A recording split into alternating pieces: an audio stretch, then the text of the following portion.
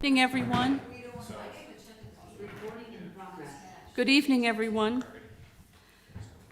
In the absence of Janet Reeves, I am the acting chairman tonight, so I'll lead us through the agenda.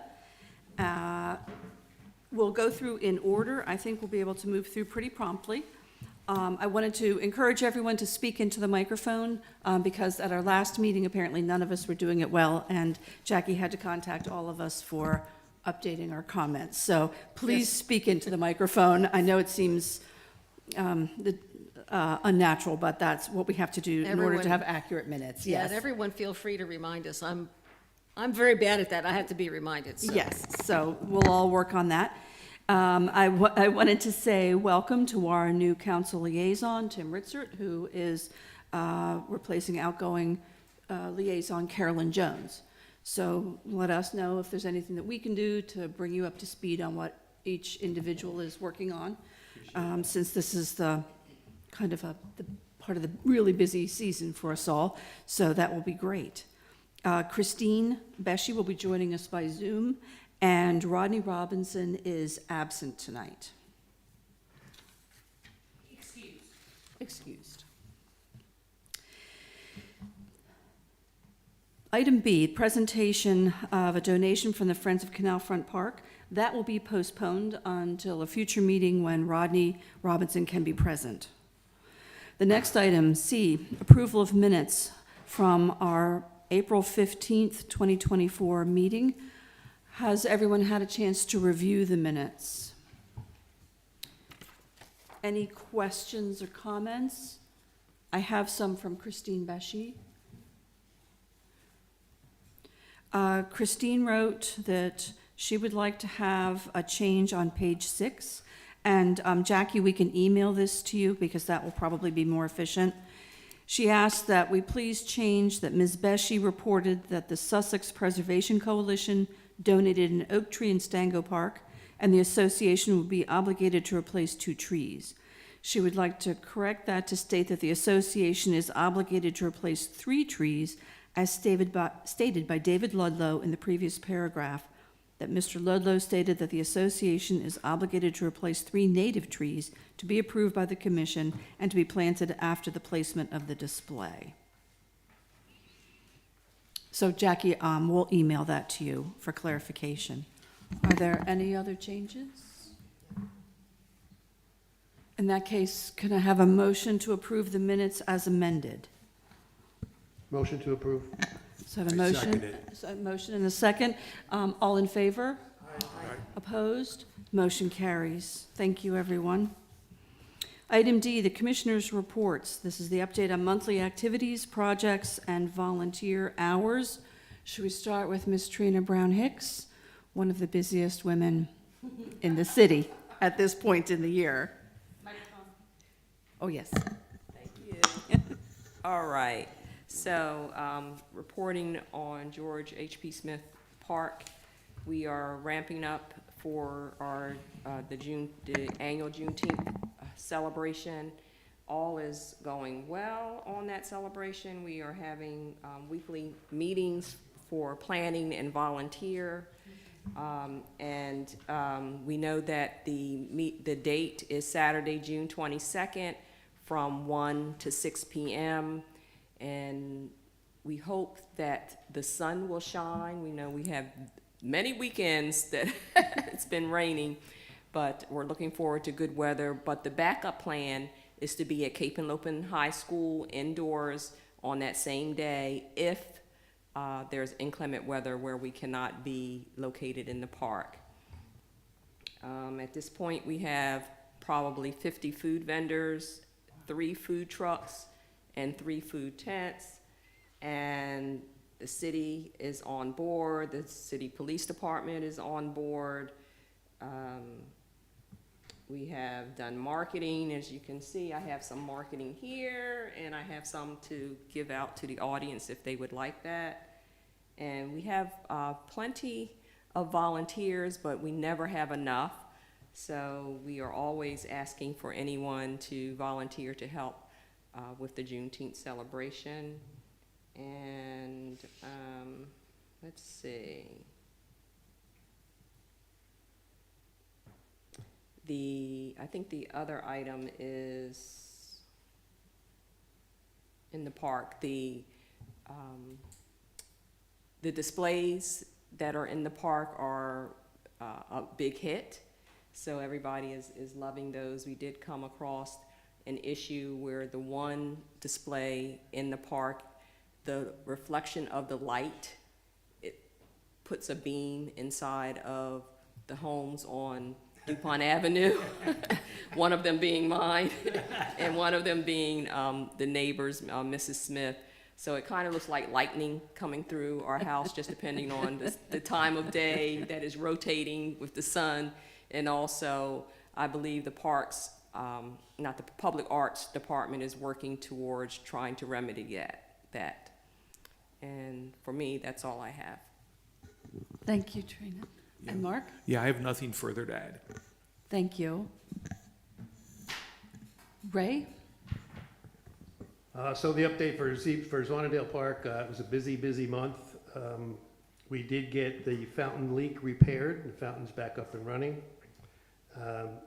All of the tulips, of course, are gone. The pansies have been removed for the most part, and we learned today that on May 22nd, the sewer line will begin to be repaired in Z Park. So that's been a frantic afternoon of phone calls with Lewis and Bloom and Mr. Edelman to reschedule the planting schedule that was originally planned, and we've done that. We will be planting tomorrow for the most part in Z Park before the sewer line repair starts. And then once that happens, it'll probably be a pretty heavy maintenance schedule at the park because, that's when the weather gets really nice. The rain comes, irrigation is on as it was and timed the way it was last year, so we should be in really good shape with the park. And that's all I have for Z Park. You want me to do the garden real quick? Sure. So the Lewis Community Garden is, again, pretty much victimized by the weather we've had. We haven't had a great growing beginning of the season, but the gardeners are out. We have 64 plots that are going full. I mean, 64 gardeners that are going full bore, and everything looks good there. There will be the garden has grown so much. We've grown out of one shed, so we'll be placing a new shed right next to the existing shed, and it'll house most of the equipment, the larger equipment that we have. And we just look forward to the boundaries being defined in a way that we know that the set corner of the garden is within the Great Marsh Park. Thank you. Thank you. Marty? Thanks. By the way, I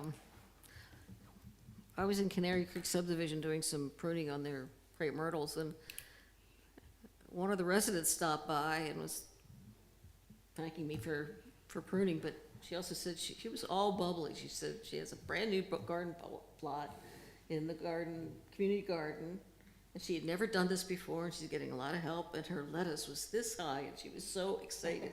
It was really great to give people that opportunity. It's kind of magic when you sow seeds and they come up and turn into something. It's wonderful. Anyway, so we had an Arbor Day celebration on April 26th.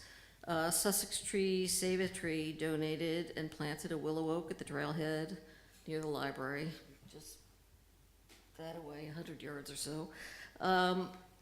It's situated to provide shade for the parking lot there.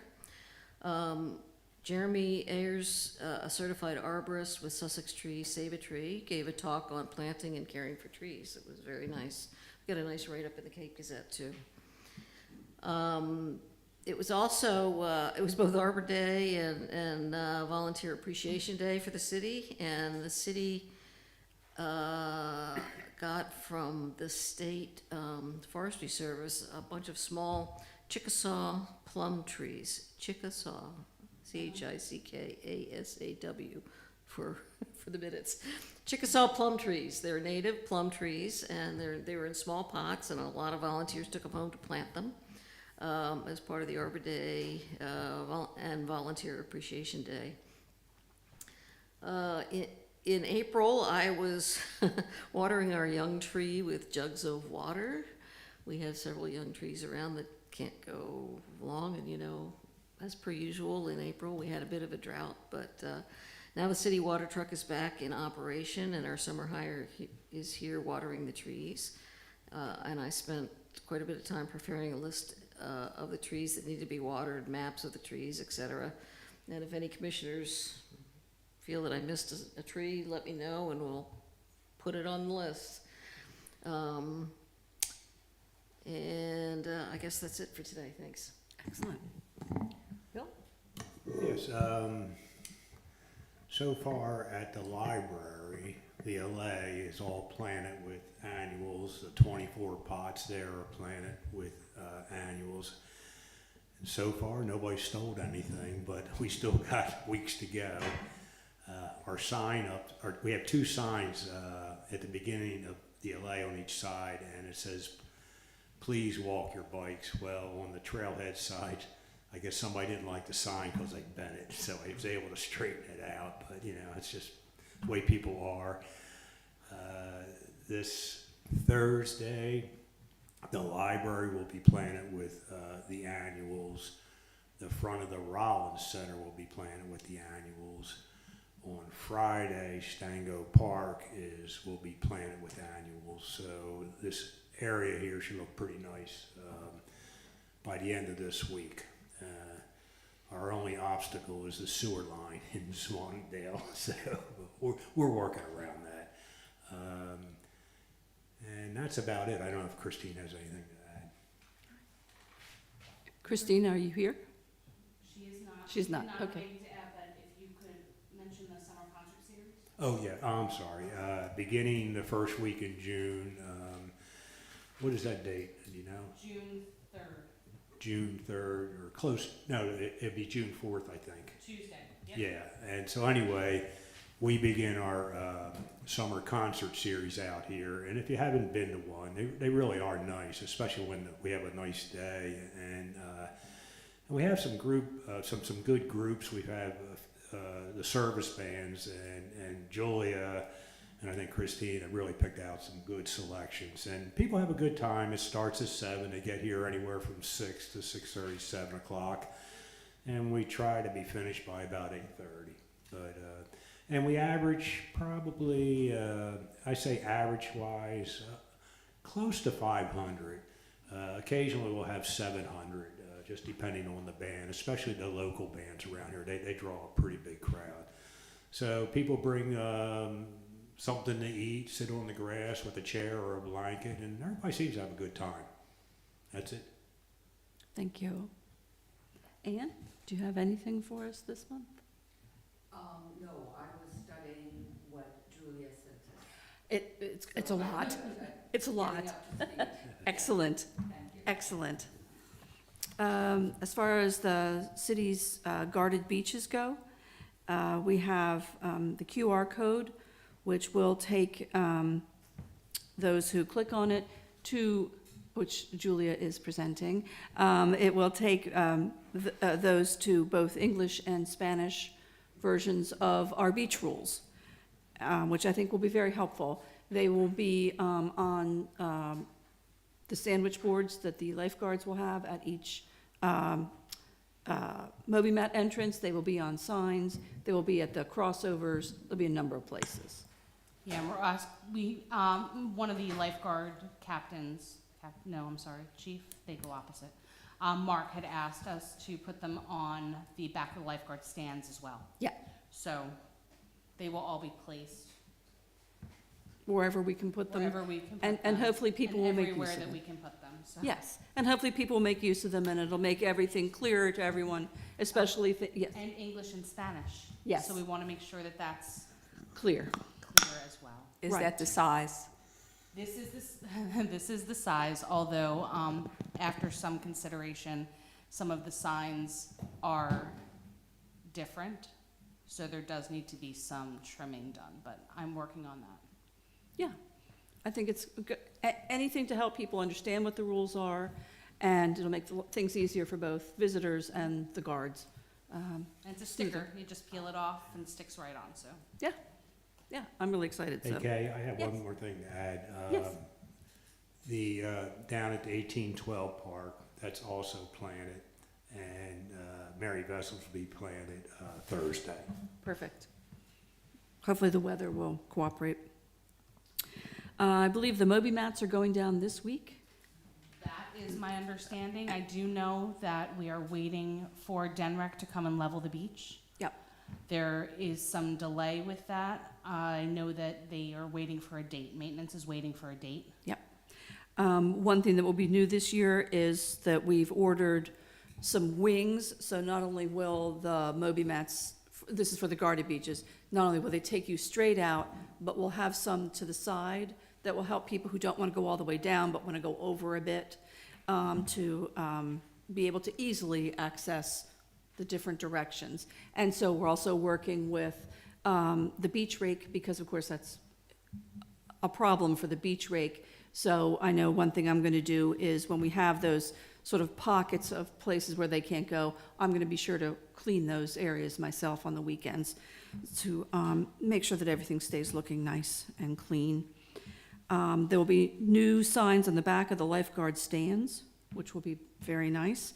Let's see.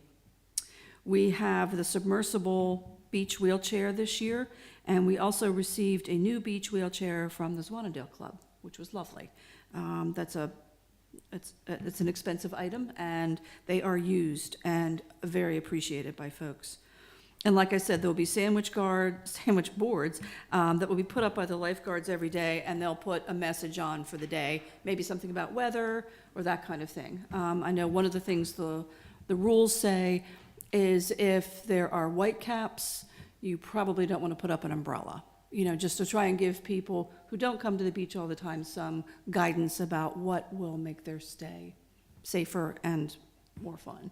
So that, I think, is my report. I know the maintenance to clear the parking blocks was huge this year. The front row of parking blocks on Savannah Beach were covered. There must have been 2 feet of sand, and that's a lot of parking blocks. Johnny Walker Beach was, for whatever reason, did not have that problem, but Savannah Beach was a lot of work to clear those parking blocks. And it looked great, and Sunday there were lots of folks out. So the minute the sun came out, everyone enjoyed it. Ms. Kay, you mentioned that you go out to sweep the Moby mats. Mm-hmm. Do you need volunteers to help with that? Anytime, I would love it. If people cleaning around them would help, and then I also, probably once a month, I'll bring a broom and actually sweep them off because of wind and traffic on them, just to clear the ends mostly, because you can lose 4 or 5 feet to sand being kicked up onto them, and to also make the edges more clear. So I take a broom from home, and In the best time of day? whenever people are so amused by you doing it that they leave you alone. And they're like, lady, what are you doing? But it's the only way to keep it clean, but they make such a difference for people. So if anybody is moved to do it, I would really appreciate it. 'Cause it takes me a why I while. ask. Thank you very much. I appreciate that. All right. Any further comments? Any questions? All right. I'm going to move on to, oh, I'm sorry. Barry? Barry. Would you like to update us on anything, or are you? Oh, yeah, sure. Okay. Did you go over there? Microphone. Yep, we've already gone around. Sorry. The only thing I have to report about Great Marsh Park is that Jen has a meeting scheduled with the state on June 6th, I believe, 7th. Anyway, to review the master plan. And we're happy at least that's some progress that we're going to meet with them individually to go over our concerns about their concerns. Anyway. 7th, yeah. That's all I have. All right. Report. Unless you want me to report. usually I report on public art also. Certainly, Ms. Trina mentioned the art in H.P. Smith Park, that George H.P. Smith Park. Yeah, I don't want to repeat what she said, but we put 6 sculptures there, and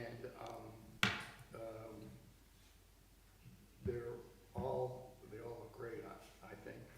And there's also going to be a program for children, once a week, going over kinetic sculptures, wind, and a representative from the Rehoboth Museum, who's a school teacher that works there, I guess, part-time, will be doing this kids program, and then after they visit all the sculptures, they'll do some kind of an activity in the pavilion, like make pinwheels or something like that.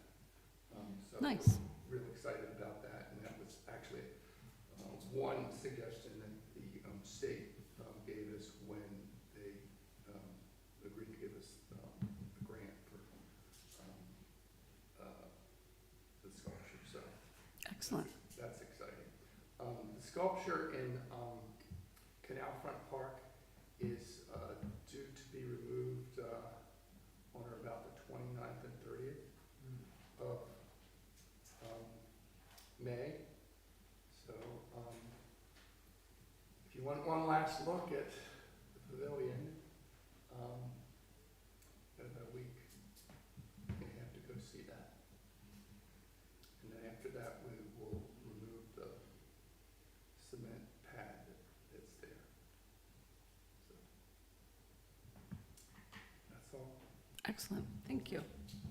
Can I add that I heard that there was going to be an adult workshop concerning bananas? That was mentioned too. I'm not sure I have the details on that. Remember, Tim? The details have not been worked out, but something that the Public Art Committee will be taking up soon. Heidi is advancing that suggestion. Yeah. So Excellent. in addition to the children's program Right. that Barry has described, there'll be some kind of a program for adult age people as well. Yeah. I'm sure it'll be well attended. I'm sorry. What's that? I'm sure it'll be well attended. Oh, In addition, I might mention that we're putting a QR code on. Yep. I'm not sure they're up yet. I was there 4 or 5 days ago, but they may be up. QR code that will take people to commentary about the artist and description of the 6 sculptures. And we got a nice surprise. I think Heidi sent me a picture. She was walking around the park and looking at the sculptures, and somebody had tied one of our postcards onto one of the sculptures. And she goes, like, why are these people defacing our sculpture? Anyway, it was a note on there that said, "Thank you, Public Art Committee, for providing such exciting sculptures in Lewis," whatever. So Nice. that was kind of exciting for us to get kudos that way. So it's interesting. Nice. Very good. Thank you. Okay. Thank you. All right. Item E, old business. Continued discussion and possible action regarding the Juneteenth celebration and preparations at George H.P. Smith Park. We've already heard from Ms. Trina. We all know volunteer, plan on going. Anything else that you wanted to add, or? I think, not at this time, but if anybody would like to hear additional information, they can review our YouTube video on the city for the Lewis African American Heritage Commission, which is recorded, so there's additional information on that as well. Excellent. We're all looking forward to it. Item 2, continued discussion and possible action on the Canalfront Park Playground project. So part of the agenda packet was there were 3 submitted plans. And one thing I wanted to make clear from our last meeting is that the funds have been set aside for this project. So the funding is not an issue. It's a matter of picking out whichever plan is the most appropriate. Julia, did you want to discuss this, and then I'll talk about what next step? Sure. We had received, at our last meeting, we had a discussion, and we had all three of our quotes that I was asked to send to the committee for review. A fourth quote by the same company was received, but it was determined that it is not to be considered because it came in after the original meeting. So we have the three. It was attached, the fourth was attached as a revised.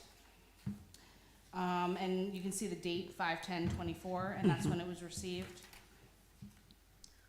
Are these in the same order as when we reviewed last time, or are they different order? They look like they're different order to me. I don't have my I agenda don't, from last time. I can tell you in 1 second. Because last time we didn't talk about the names, we said first quote, second quote, third. No, the first one last month was Compan, the second was Recreation Resource, and the third was Cunningham Recreation. The first was Compound Yes. last, okay, yeah, these printed out in different order. They printed out today for me, Cunningham was first, Yes. and, yeah, okay. Compan was second on the agenda. Then the third one that printed out was the revised Recreation Resource that we will not be considering. And then the original Recreation Resource is the fourth. Okay.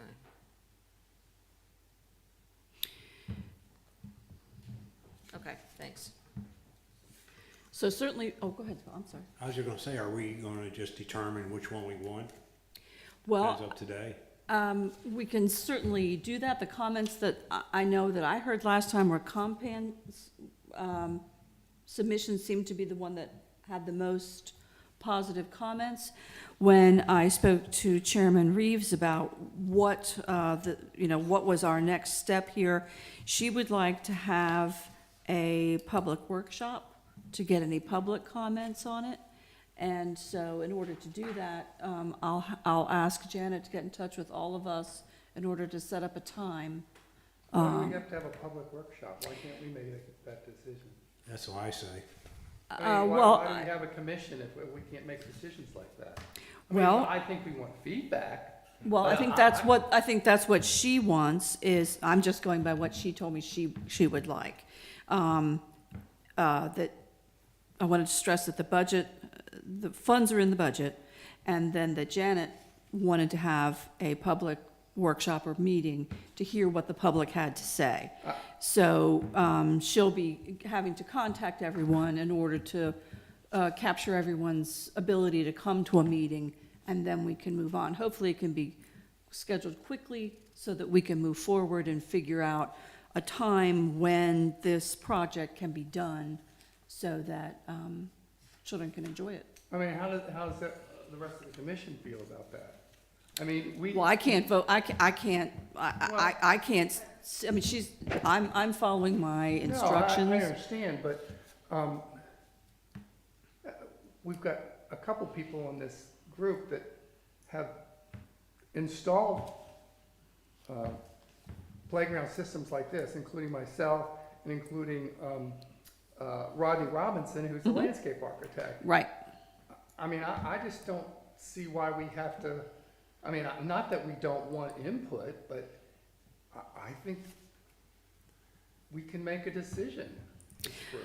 I think, Can I just oh, go ahead, I'm sorry. You're talking about the budget, that it's already been approved, so what is the budget that's been approved? It's on the budget paperwork that, I can send it to you, but it has been approved.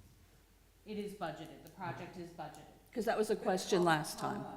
Because I see here that the prices went down, so that's also interesting. What prices went down?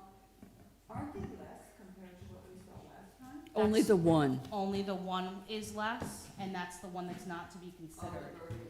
right, Correct. right, right. I So- think by the time we get this thing built, the kids are gonna be too old to use it. I think it's important, for what, I think we can make a recommendation, and then we can hear public input very quickly about it. But I think that the commission has the ability, like Barry said, to make a recommendation based on what we've heard last meeting and what we have in the handouts and the information we have now. So if we're gonna listen, if we're gonna have a public workshop, I don't think we should be issuing a recommendation until we hear from the public. I think as a matter of law, you may be right, Barry. I'm not challenging that, but there's an interest in getting a lot of public input in this. I mean, obviously, a lot of kids are gonna be interested, a lot of parents are gonna be interested. I don't see the downside. They should, I mean, if the public's interested, they should be at this meeting. Well, You know, and it's all posted. I mean, I just I'm get, not saying that no one's going to, I don't know if anyone will come, but this is Janet's wish, and so that's where I have to leave it. I mean, no, I can't, understand. I can't take a different route, and I agree that we should have the three quotes, not the fourth quote. The three quotes should be out there. We'll have a public hearing, and if we word the agenda, we can meet afterwards and move it on at that point. So hopefully we can do it quickly and move things forward. I mean, I understand that we make our recommendation to city council. Right. So why are we, I mean, people can come to all these meetings. Why are we making a special meeting to get input for this one project?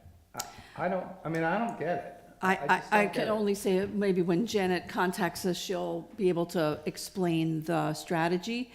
Perhaps there have been, well, I don't know. All I can do is say that this is the next step. So I will ask her to contact members, get us a time on the city schedule, and then I'll also ask that we can have a meeting afterwards if we feel we're ready to make a recommendation after. If we hear something at the meeting that gives us pause and we're not ready to vote on it, then we can wait. But that way we can do something in between sessions so it's not so long. I mean, to comply with FOIA, it'll have to be at a certain point, but I would hope that in a couple of weeks we could get it done and not really miss a beat. I think it's That's my important, I think it's really important to do that, and I'll tell you why. You know, look at what we had to go through when the beaches were renamed. Then we had the whole influx of people coming after the fact, after we made the decisions and the decisions were made. Yes. So I think what we need to do is. 2 years later. Is we need to leave it open. We need to have people have the ability to come to a meeting and voice whatever concerns they might have. But in reality, you know, I think the commission will make the recommendation that probably will go to the city, mayor and city council. I agree. I would hope people would be involved all along, and this is sort of one last chance to say, please participate and, you know, review. This is, you know, a city project. This is taxpayer money. You want to see how it's being spent and make sure that hopefully if someone has something to say, this will be the last chance, and then they can say it, and we can work on that. But that's what the way Janet wants to move forward. I'm sorry? Move forward rapidly because summer's coming and people are not using that old park. I walk my dog there a lot. And people are not using it so much. It's not going to be built by summer regardless of whatever decision we're making, so. Right. I think that, Can you repeat that? It's not going to be built by summer regardless of what decision is made. It's just not going to be done in that quick of time because of supplies and whatever that was well, mentioned and I before. think also conflicting projects going on adjacent and all of that. I mean, I think that timing of the construction is going to have to be chosen carefully, but based on based on the Little League going on, based on commitments already made for the Canalfront Park. I mean, because it's it's going to it also is, weather dependent.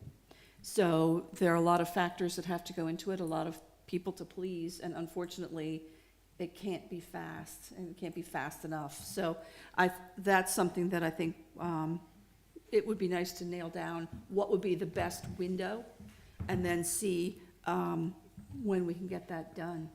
I get everyone's frustration and wanting to move Have on. we got input from the Friends of Canalfront Park, the people that kind of do all the activities and stuff? Yes, I have input from them. I have also an email from Rodney, if you'd like me to read it, Yes.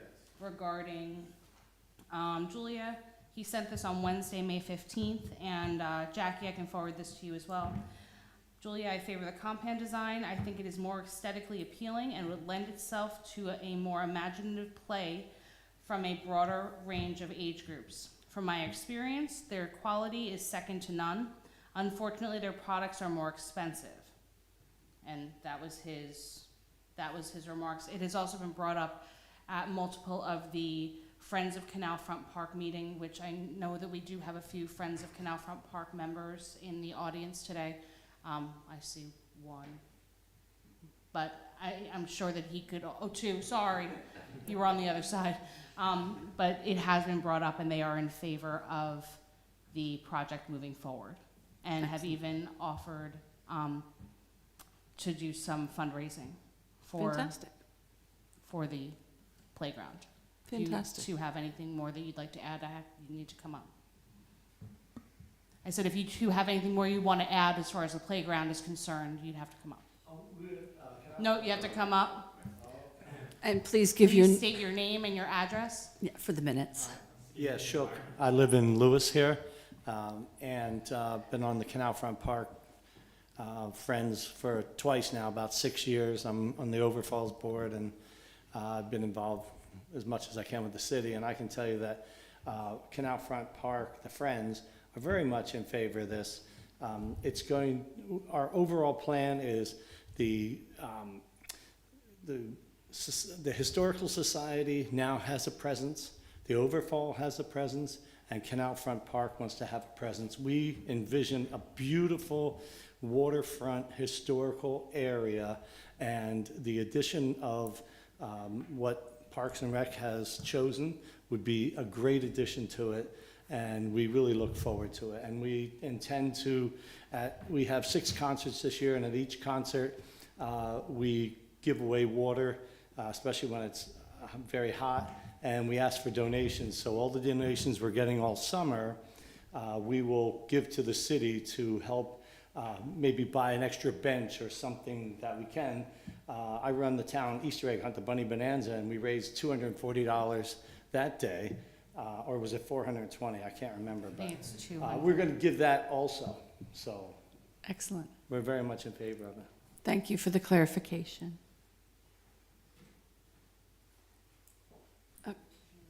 Okay.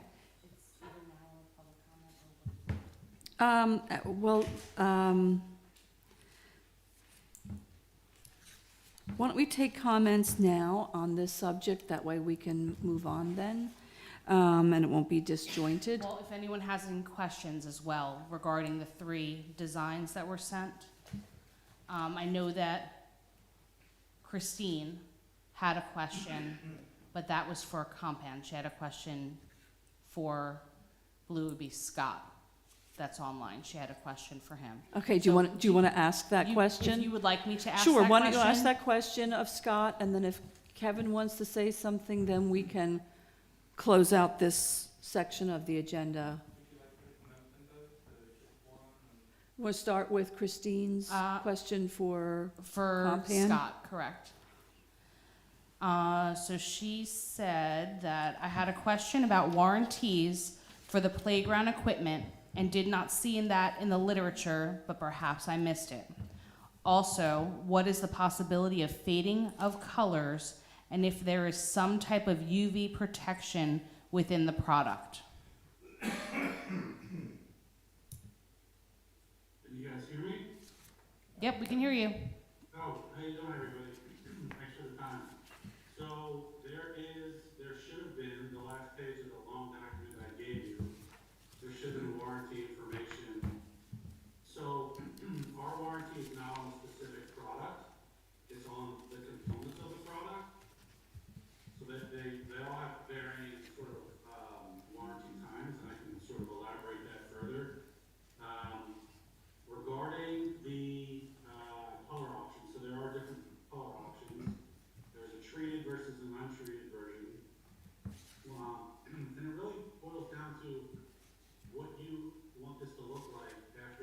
2 or 3 years of natural elements. Some people like the natural look, some people choose to go for the treated version, which is pretty much a stain.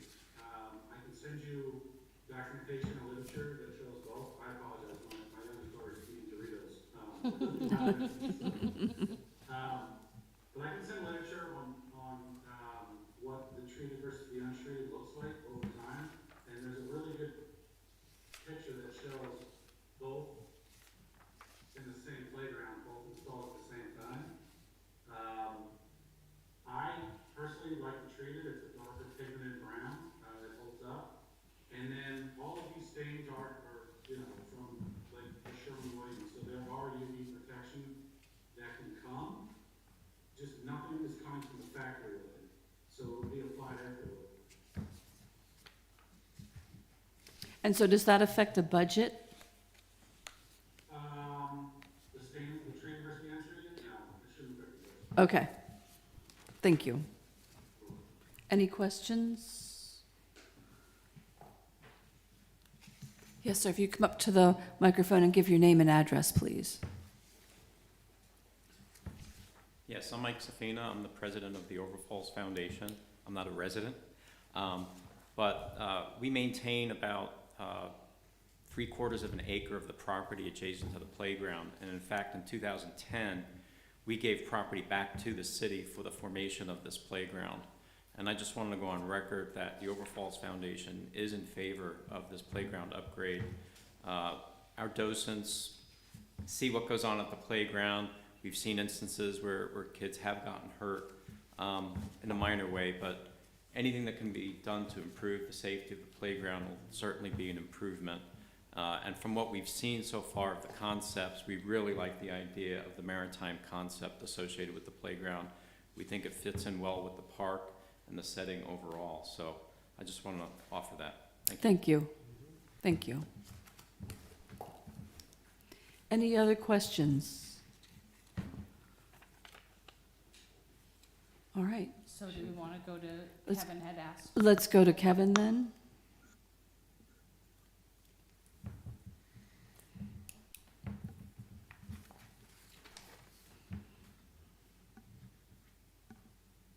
Hello, this is Kevin. Thank you for joining us. Thank you for having me. Now, you're with Recreation Resource? Correct. Yes. Okay, all right. Any questions for Kevin?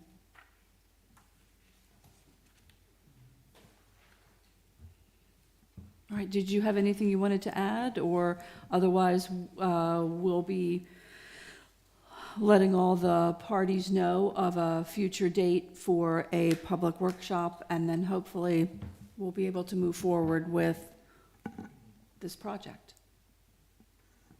So the question that I had, if I may ask real quick, is would there be any sort of objection to looking at my other rendering and proposal? And I asked that because this was sort of an open-ended RFP, and I appreciate the opportunity to speak more about the initial as well as the follow-up rendering that was provided. It's my understanding that the follow-up was created in direct response to comments that the others did not follow suit in adapting their designs. So that was the reason for the city's decision not to consider the quote packet from May 10th. So we are going to consider the quote packet from the 25th. And so we'll be receiving comments then on, at the public workshop. Okay, and the only other follow-up I would have is that, unlike the other vendor's proposal that was seemingly selected thus far, ours is made out of steel and super heavy-duty plastic that will withstand the weather, and especially the salt air that is present. The wood that's included in the other structure is going to rot and break down in the future. And there are no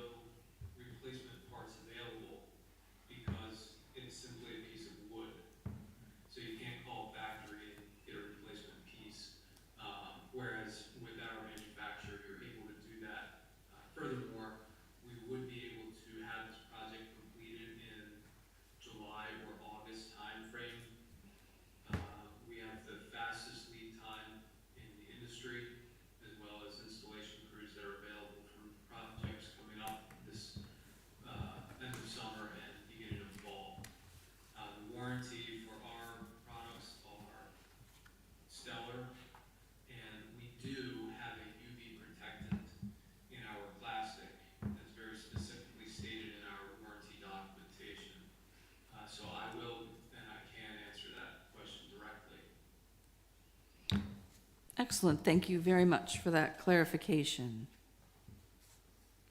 Any questions or comments? In that case, I think just one question. Yes. As far as the different designs and everything like that. right, Out of the three that were submitted, one had the specific, maritime feel or vibe to it, more than anything else. And I know just hearing from, like people from the crowd and in the public too, that was, also something that they appreciated very much as well. And I think that's also something we took a look at it last time. yes. I think everybody was pretty much in support of that. Yes. I think, yeah, I agree. I think our comments were, everyone came to the same conclusions from all different angles. And I'm hoping that we continue to hear, I'm hoping we set a public hearing. I'm hoping people come and make it so that we can have an informed decision and move forward in lockstep. I think that would be ideal. So, Yeah, I was just thinking, these quotes are within a time frame. If, one quote here says it's valid for 45 days, so this means we're going to have to reach a decision.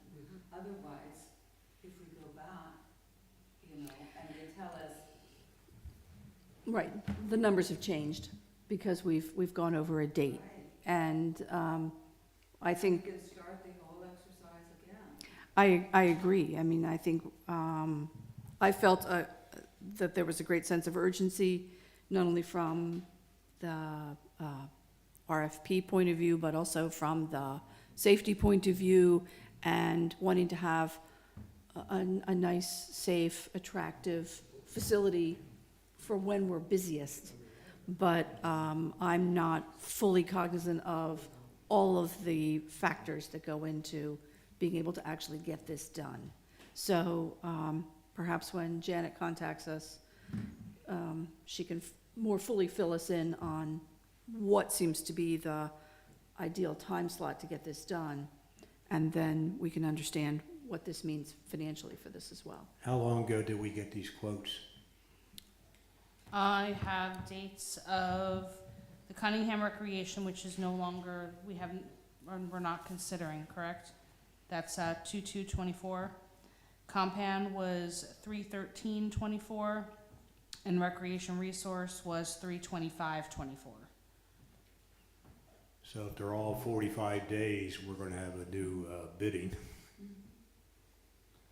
And I don't know what that would change as far as Compan or Recreation Resource, so we need to find out from them. Mm-hmm. I mean, it sounds like everybody has, I don't know, can we query the group and see if we've at least made a decision? We don't have to vote on it. I don't know if it would help us, because in the end, I still have to go with setting a public hearing. And it's not, these are my instructions. So I think at this point, Exercise of futility. well. If we're gonna have a public meeting on it, we should not be making any decisions until we hear from the No, public. Right, right. So I'll ask Janet, when she contacts us with the schedule, to also schedule some, afterwards, a brief meeting, so that if we feel we can vote afterwards. If we don't feel that, if we hear information that changes, so we don't feel we can vote, we don't have to.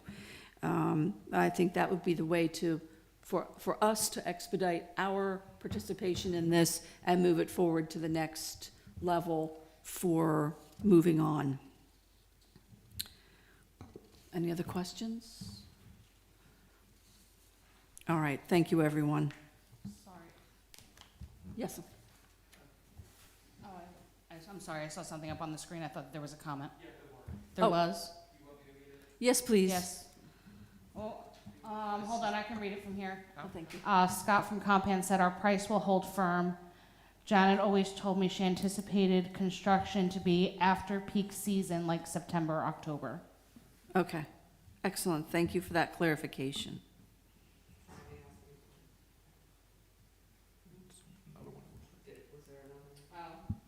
Thank you sincerely for your time. Enjoy your evening, everyone.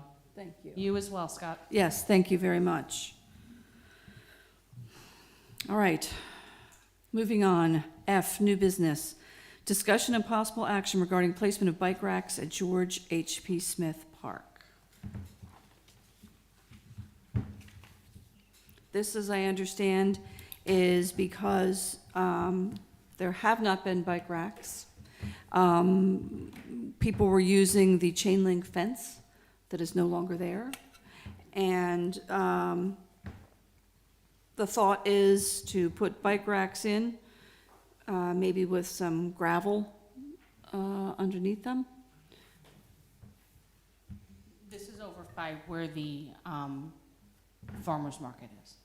That was the discussion, is that there's a need for bike racks over by Yes. the farmer's market. For organization, safety, And more and so people are on. biking to the farmer's market yes. than And- driving. Yes, and people used to chain them to the chain link Right. fence. So it was brought up at the bike and pedestrian meeting. I don't remember which date, I can look that up, but it was brought up there, and they were asked, they had it promoted to this meeting so that it could be discussed and get everyone's opinion on bike rack placement.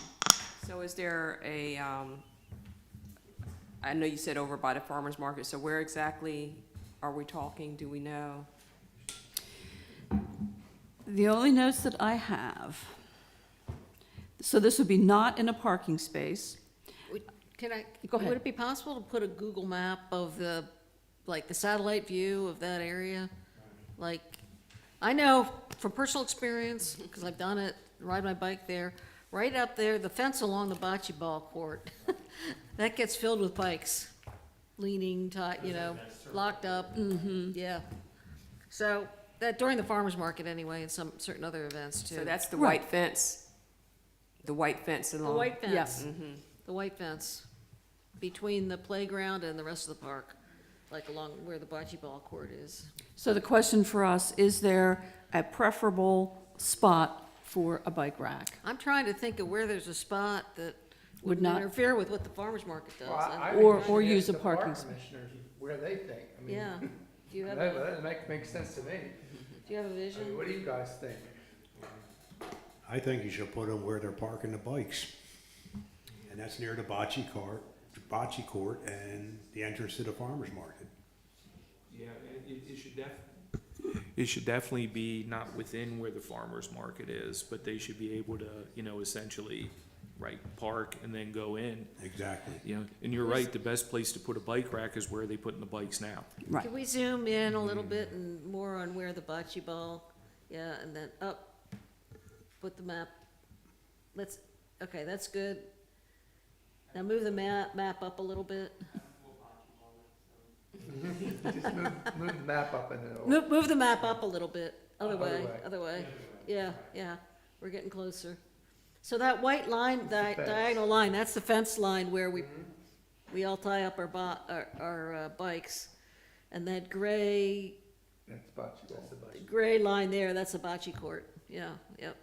And then the farmer's market is kind of Below that. below that and around, and wrapping around the park, yeah. So, the closest area where the bocce ball court is, you think that's? That's where they that put the might be- bikes now. I'm thinking that's the most appropriate area as Yeah. well. I think so. And that's where the bikes are when they go to the Not farm. down the other end, but closest to the farmer's market. Okay. How many bike racks? I don't know. They did At not least- have a number. It was just brought up at Bike Ped that George H.P. Smith Park needs bike racks. Yeah. I don't disagree. I think it would take at least 2 of your regular bike racks, 'cause in the middle of the farmer's market, there's a lot of bikes there. There's a lot of bikes. And I'm sure on Juneteenth. There's a zillion I bikes. don't know, maybe we should have somebody go out there and measure, and I don't know how big bike racks are, how much space they take up. And I'm also thinking that, peak of summer is when the majority of the time that it's going to be used. So, and that area right there is city owned property. So I just want to make sure that was, You know, I don't object to bike racks, and I am trying to think, is it horrible that during that Saturday, we're putting our bikes on the fence? Is that horrible? I mean, it's a vinyl fence, it doesn't seem to get harmed. I don't know. Sometimes too much construction is, sometimes more is not more. I think bike racks You there think? should be more bike racks. People are biking much more. And how many bikes does one bike rack take? I mean, It depends can- whether it it's can- electric or, You can get a regular. lot on a bike rack, for sure. I would put 4 bike racks in. If they need more, we add more. 4. Depends on how many they have. I Four would- could be 48 bikes. I would like to know, I mean, is it one bike rack that holds 50 bikes, or is it 4 bike racks that holds 10? If they're electric bikes, they don't hold as many. Well, They're not- designed differently. Yeah. And, but regular bicycles, they can probably, on both sides, they can hold quite a few. Can I make a suggestion? Sure. That, I mean, does it have to automatically be 4? Can it be 2? And then if there's additional needed, we'll see how it goes with the 2. Sure. Sure. It seems to me that this is something maybe our George Smith Park commissioners should get together with somebody in the Bike bike ped ped. committee and talk about what they think would be optimal. What you should In your do free is time. decide how many bikes you want to park, and then decide the bike rack. So Right. if you want to park 20 bikes, then don't say we're going to do 4 bike racks when we don't know how many bikes they park. I mean, Well, and also what it means for landscaping, landscapers and Right, so and the on. spot. And, right, so, I mean, I know you don't have any free time at this point, but it seems to me if you could meet on site with the bike ped folks, then you could sort of thrash through it and see what seems Absolutely. the most logical and useful without overkill. Plus, that'll be opportunity to just kind of talk to each other Right, live. right. So I think that sounds like the best way forward on this one. It's also an opportunity for art. Some of the bike racks I've seen are just really artistic, and that would be fun. And then the only other question would be, will people still be allowed to do it on the vinyl fence? I don't know. Well, that I needs think to be that's answered. a bike ped question. I think the preference is for no on the fence and to put them somewhere proper, but I don't know that for sure. Okay, so we'll get in touch with the bike ped folks and have them get in touch with Ms. Trina and Mark, and you guys can discuss it on site, face to face, and talk about needs and wants and all the factors that go into it. I think that sounds like a good choice. Thank you. Because I know you're very busy, so appreciate it. All right, last item on our agenda. Presentation, discussion, and possible action regarding the Overfalls Museum Support Building. The packet includes the table of permitted uses and structures and a presentation on the Overfalls Museum Support Building. Hi, good evening. Hello, thank you for taking us through this. Sure, I'm Mike Safina Mike, bring the again. microphone down. Okay. That way Thank we you. can make sure we hear you, and Jackie doesn't have to come back for. It's a little loose. Okay. So again, I'm Mike Safina. I'm president of the Overfalls Foundation. With me this evening is Pat Lynch. He's another one of our volunteers, and he's heading up the engineering for the effort. So if we have any detailed questions, he's available. And also I brought with me our vice president, Dave Beck, and also Dave Shook, who's our secretary, and he's also a member of the Friends of Canalfront Park. Last year, we were taking a look at our facilities, and we realized that were some things that were going to need to be replaced. The number one thing being the shed, the storage shed. And I've got some drawings that I'll show you. It's hard to see on this diagram here.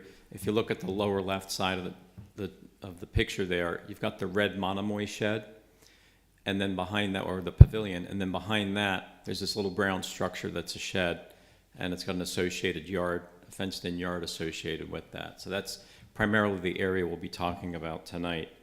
The shed is on the verge of falling apart. The foundation underneath it is rotted. It was something that was brought in by volunteers a few years ago with the city's approval, and it was old when we got it, apparently. Ideally for us, it would be great if we got some type of a recommendation from the commission this evening. I don't know if you're in a position to do that, but it would be great if we could get that, obviously subject to permitting. We have not submitted permits for this yet. Next slide, please. So just some background, because I think it's important. What we're looking at is trying to get an accessory use building on this site. So it would have to be consistent with our mission. Our mission is pretty much about preserving, teaching, and honoring lightships and the maritime heritage in our area. I generally just tell people that our primary mission is it's really about teaching and educating people.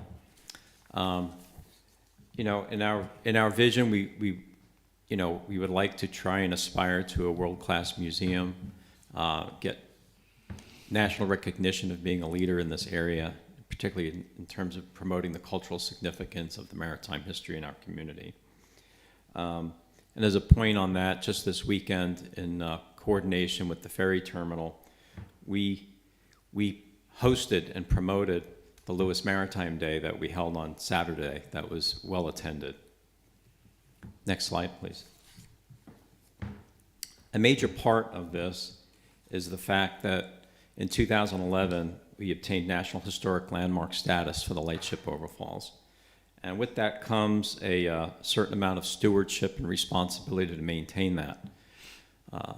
This status, it's the only status for a National Historic Landmark in the county, and it's the only maritime National Historic Landmark in the state. So it's pretty prestigious for us to have that and make sure we maintain that status. Next slide, please. So our challenge. First of all, when Canalfront Park was originally planned, not only was a berth for the lightship included, but a pretty large facility that was intended to be a visitor center and museum complex for the ship. 1,950 square feet is pretty large. It never materialized. I don't understand the reason why. I'm guessing cost was probably a factor. And then probably the size. It would have had a considerable impact on the sight lines of people looking out into the canal. So that was completely not done at all. Instead, what we received was a donated dock shack from the building, which serves as our visitor center. And it was amended a few years later to add a wheelhouse from an old bay vessel called the Stephanie Ann, which serves as our museum. So it's really not much space at all. Over the years, we've collected a nice set of artifacts that are relatively important to the maritime culture of our area, but we are unable to display them in the space that we have available to us. The shed that we have right now is only 90 square feet. It's really storing some ancillary equipment. Its primarily purpose actually is it stores our security equipment. We have cameras to help with the protection of the facilities. And beyond that, there's just a few things in there, things that support our work. The museum itself is only about 250 square feet, so again, not much space there. And as I mentioned earlier, they're pretty much inadequate for what our purposes are today. Next slide, please. So here's our concept. We'd like to remove the existing shed and the storage area and build a completely enclosed 480 square foot accessory use building to be known as the Overfalls Museum Support Building. It would include a workshop so that we can provide for the work that needs to be done for the ship. Some limited storage. We're not expecting any more storage than we already have. But then The other main component of the building would be to provide the existing museum space that we need to help promote the work that we do. It would be located behind the Monomoy Pavilion, so it would be between the Monomoy Pavilion and the basketball courts, and I'll show you that with pictures coming up. It's in an area of the park that's not utilized at all. There's a power transformer there. It's not an area where you would want to picnic. It would be near the playground, but again, we've already got the Monomoy near the playground, and the two complement each other quite well. So we believe that the new building would improve the overall aesthetics. It would meet the city code. In fact, we've been working with the building department to make sure that we are prepared to meet the new floodplain requirements, which are pretty challenging and actually added to the size of the building, and added considerably to the cost of the building. Probably over $30,000 is going in just to meeting that requirement. And it would be constructed in an aesthetic manner that would be consistent with the character of the buildings in the area, most notably the life-saving station. We would have it designed similar to that. Next slide, please. Now, the code does allow for accessory use buildings or facilities in open space, but there are conditions for that. And most notably is it really needs to be incidental to the purposes of the primary use of that area. So considering that we're in the business of maintaining this considerably sized ship that is now an icon on the Lewis waterfront, we literally have no support facilities for that ship. And if you look at other ship museums around the country, they all have support buildings associated with them, most notably a workshop and some storage, and then as well as some land-based museum facilities. And we really don't have anything there to support that effort. The ship itself, it's the museum. It's a thing we're trying to preserve, and to use the ship as the workshop would be completely inappropriate for its purpose. And also, if you haven't been aboard the ship, the spaces inside the ship are relatively small. So to have any kind of a workshop, whether it's machining equipment, workbench, things of that nature, you just don't have that space aboard the ship. The building itself would be completely maintained by the foundation, and it would include the design features, as I mentioned earlier, that would be consistent with the maritime nature of the park overall. Next slide, please. I will also point out that the lease does allow for accessory use. The lease has that, and our lease also requires us to seek the city's permission in the event we wanted to construct any buildings on the site. So this is part of that. So this is principally the footprint of our space that we are responsible for. So the upper left area is the area that we're talking about. If we can go to the next slide that zooms in on that. So you can see there's the existing shed with the outdoor storage area, and we would be eliminating all of the outdoor storage area. The whole thing would be completely enclosed. You could see the existing transformers that are there, and then the Monomoy Pavilion, which is on the right side in red, and then just on the bottom left portion, you start to see the corner of the playground.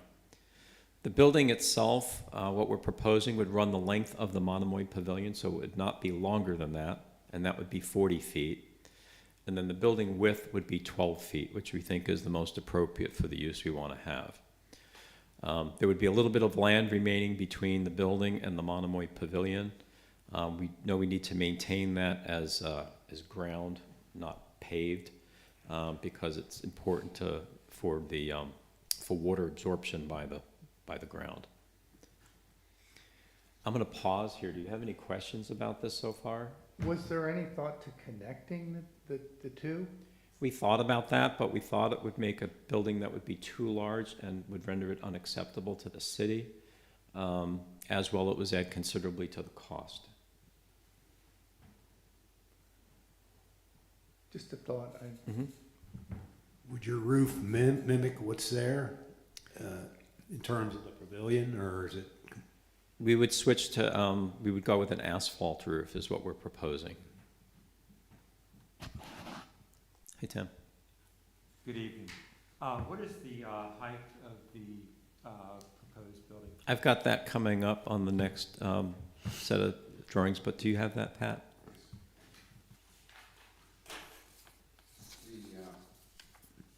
You're gonna have to stand up with the microphone.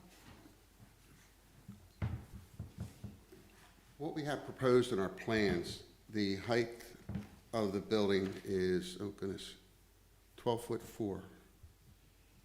And that height is principally driven by the floodplain requirement. We had to go higher than we wanted.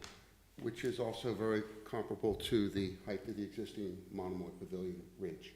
And that's what, my follow-up Yeah, question. we did try to do that, and the other thing we did was we tried to match the slope of the Monomoy. We're not matching the roof, but the slopes on the Monomoy Pavilion. We tried to duplicate that on the new building.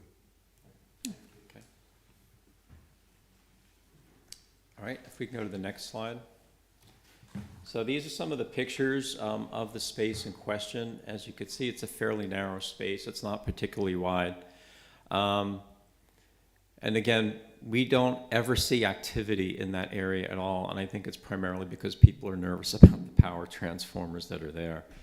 Obviously, our construction would have to be mindful of that in looking at the drawings, the survey drawings of the area. The power lines for the transformer don't run underneath the area in question. We do have to put a substantial foundation in to support the new building, and then you'll see in the upcoming drawings the amount of masonry required that we've had to add to comply with the floodplain requirement. We were able to limit the height somewhat by putting in some features. What they call flood vents is a feature. Basically, you're allowing the water to pass through your building rather than knock it over. Right. That allowed us to keep the building height as low as possible. How high is the chain link fence there? Seems to me it's right around, is it right around 12? Around the basketball court?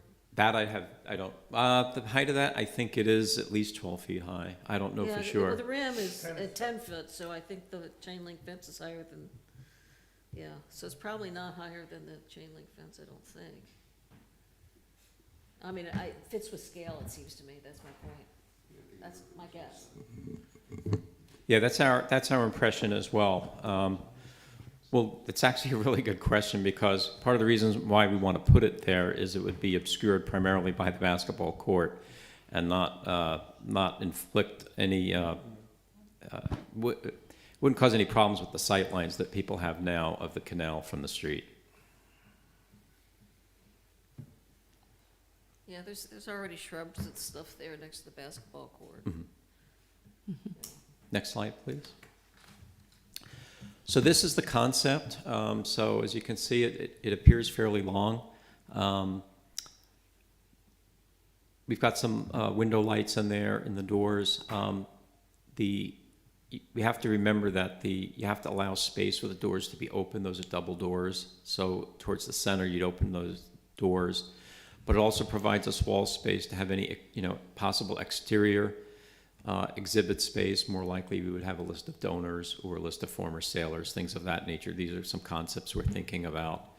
And then both ends of the building would have a door to get in as well, although that's not 100% carved in stone yet, but that's the current proposal. And you can see there the amount of masonry that comes up. Is that 36 inches, Pat? But that's to comply with the floodplain requirement. Now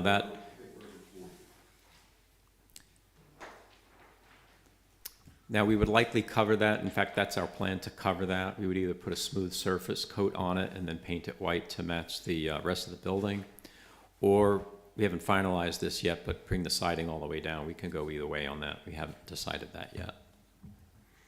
But as you can see, the foundation structure is pretty significant, and that could not be avoided.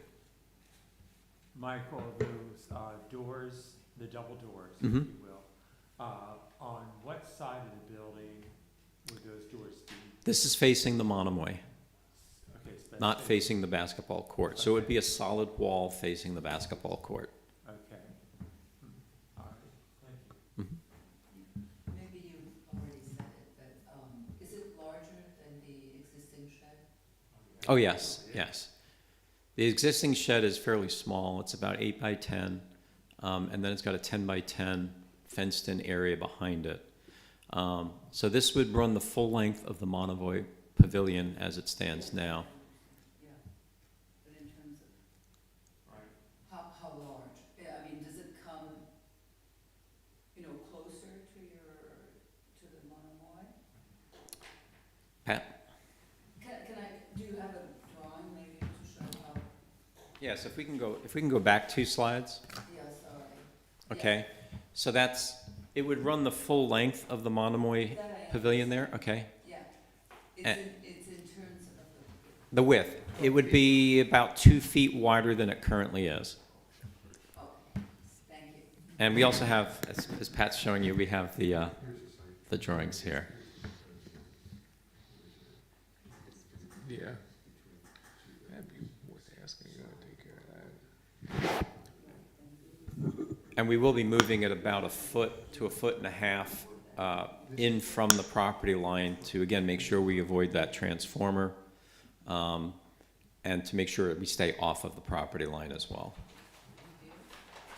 If we can go forward 3 slides, I do have a question as well. okay? I see where on the current visual, you have the disposable, the trash cans. Is Mhm. there any thought of making, as you're thinking about this design, to make that more aesthetically appealing, maybe a blinder or something so that, We could add it, but it would have to be put off on the side of the building. We hadn't discussed that, about where to put the trash cans. I'm just thinking Yeah. as you're considering this, Mhm. maybe that might be something that Mhm. might make it We could probably put a fence around it. something. But part of that challenge is, would it impact the city's ability to collect the cans? Because they can't obviously bring a truck in there. A person has to manually go and do that. Gotcha. So I don't know if that would cause a problem for them. We would work with Parks on that to make sure that we didn't impede that. Will there be lighting on this building? We haven't gotten into discussing the lighting, but we would have lighting on it, mainly from a security perspective Right, to make that's what I sure was that it thinking. was safe, yeah. We would also upgrade our security equipment as well, probably put a new system in, and run it from there. No, lighting is definitely important. We currently have lighting in the Monomoy shed area. Right. So we would just have lighting around the building to make sure it was secure, certainly on the walls where the doors and the windows are. Right. Got it. I'd make sure it was, night sky friendly lighting to the extent you can, Down lighting lighting. down, et cetera.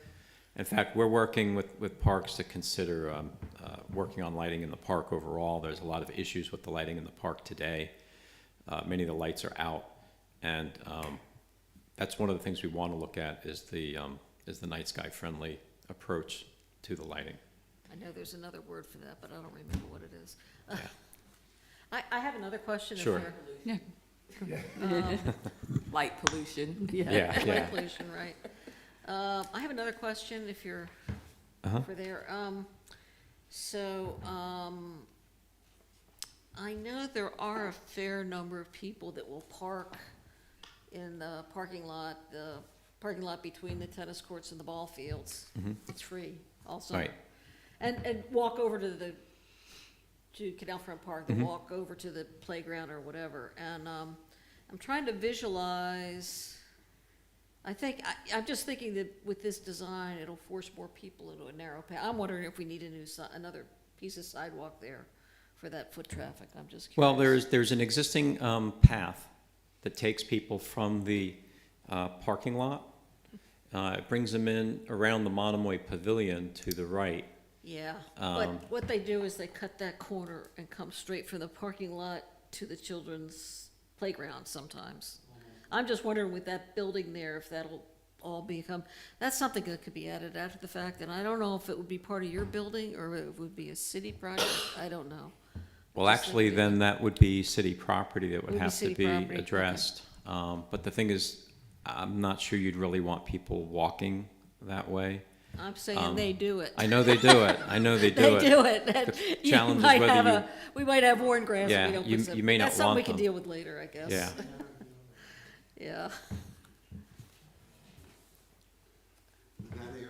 That area between the existing fence in the pavilion and the basketball court, generally stays pretty wet because of the grading through that area, which I think during wet weather, a lot of people avoid that.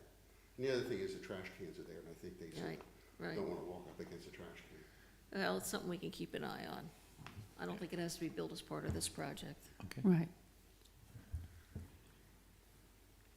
All right, so this is the plan view. It shows you the difference between the dimensions of the existing shed and what we're proposing as the new support building. I like the idea that it's like 12 feet wide. I think that helps blend in with everything else. It's, by elongating it, I think the square footage is distributed a little bit better, and I think it complements the building next door. So I think it could look quite nice. Thank you. I think the design is nice. Thank you. All right, I think I may have had, I've got one more slide. Yeah, so this is just a little bit of closing information. So again, the building will be used to continue to support these activities that we do. We learned this weekend, we made a last-minute decision to move the Monomoy out of the pavilion and hold the Maritime Day ceremony in that pavilion. And it turned out to be a great move for us. Number one, everybody was dry, but it worked out really well, and it's actually given us ideas on how we may want to even use that space in the future in terms of holding events, particularly when the weather's going to be inclement or unusually hot and sunny where you want to get people out of the sun. You know, one of our biggest challenges is when we try to hold programs for the kids, the family activities, it's tough to bring them on the ship for that. The ship is pretty small, and you can't do anything with a group larger than about 6 kids inside the ship because we have what we call the mess area where we could bring them.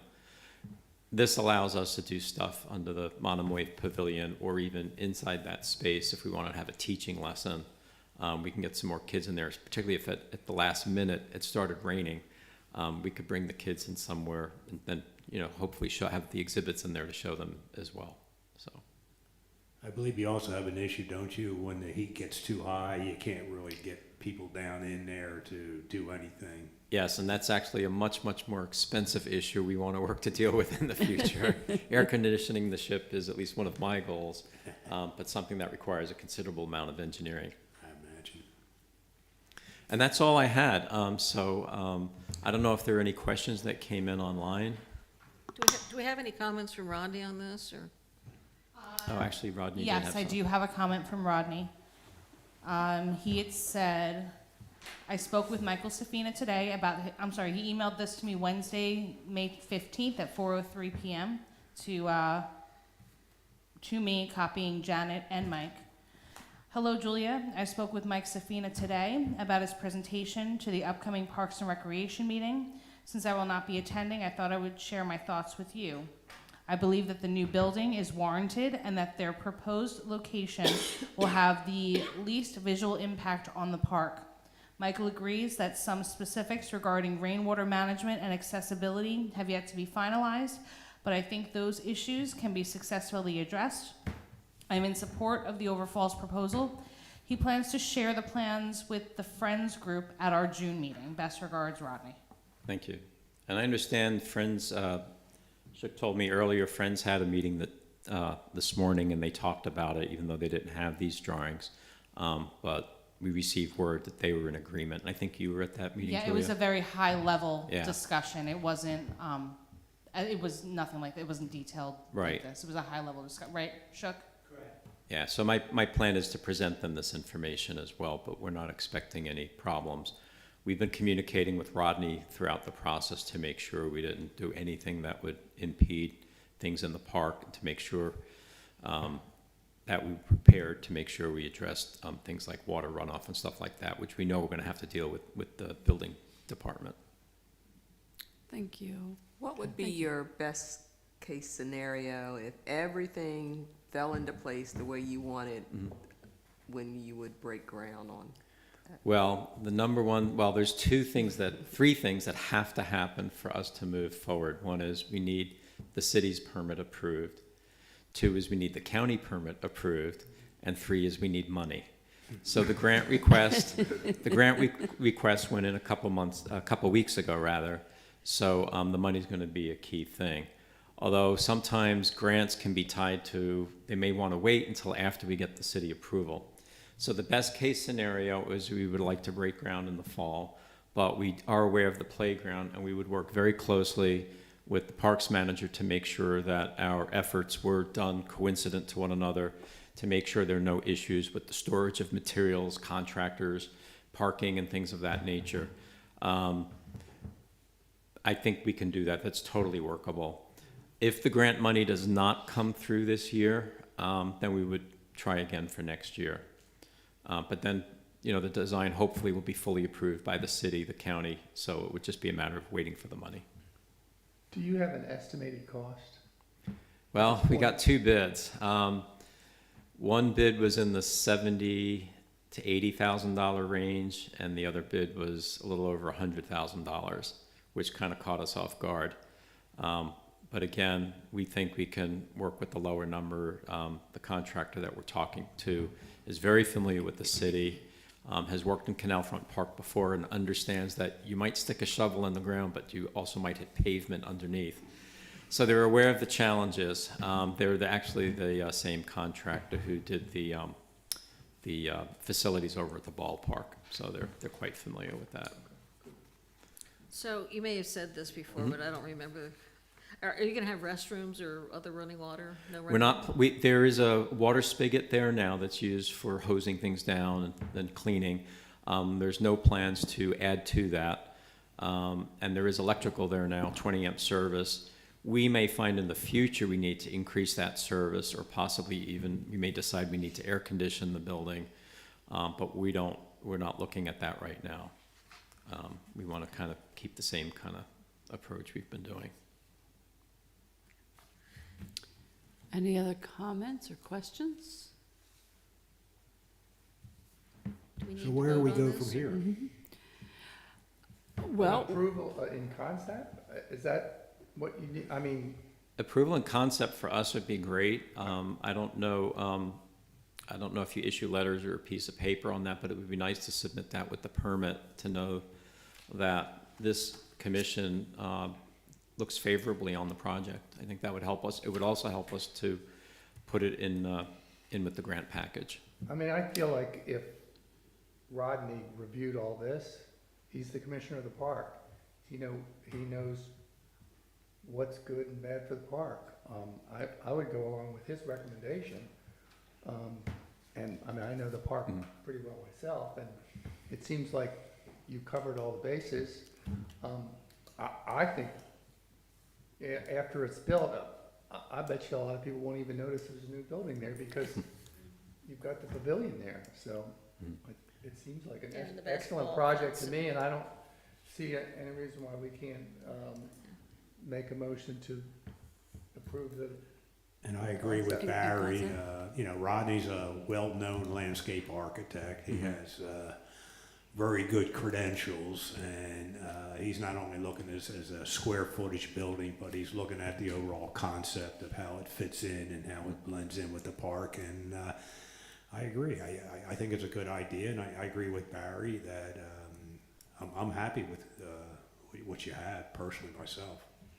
well, and as someone who spent 20 years on planning commission and helped create the table, I can say that that's what an accessory structure is meant to be.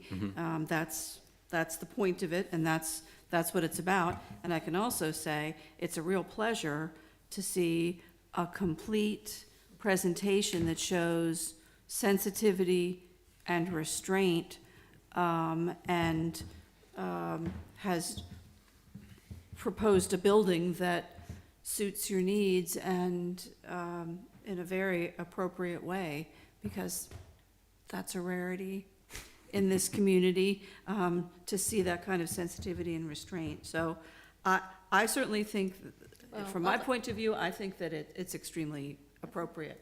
I'd like to make it just a little more official. I move that the Parks and Rec Commission approve in concept what you've presented here, subject, of course, to all the detailed approvals that'll have to come from all the different city offices. A second. Okay, so we have a motion and a second. Any further discussion? All in favor? Aye. Aye. Opposed? The motion carries. Go for it. Thank you very much. We look forward to seeing what happens. Pardon me? Would the board like to take this for their files? Certainly, I can keep that, and I'll make sure that Janet has those for our files, and that way if anyone wants to come in and see them. I'll be sending her copies electronically also. Okay, perfect. Perfect, thank Do you you. need a comment from the commission so you can present to city council, whoever else? If it's documented in the minutes, that may be sufficient okay, for yeah. us. Right, thank you again. Thank you very much. All right, any public comments, questions? Okay.